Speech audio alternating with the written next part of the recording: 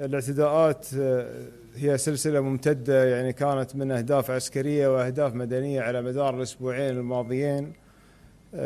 آخرها كان ما حدث في مجمع الطاقة في رأس لفان يوم أمس. الحمد لله الذي لم يكن هناك ضحايا، وهناك أيضا يعمل الجميع، يعمل الفريق الآن على حصر الأضرار، ولكن لهذا الاعتداء تداعيات كبيرة على إمدادات الطاقة في العالم. دائما مساحات الحوار والدبلوماسية هي مساحات مفتوحة، ولكن يجب أن تكون على الاحترام المتبادل واحترام السيادة وعدم الاعتداء الدول على بعضها البعض، وأن يكون هناك إعادة لبناء هذه الثقة للأسف التي يعني بددت بهذا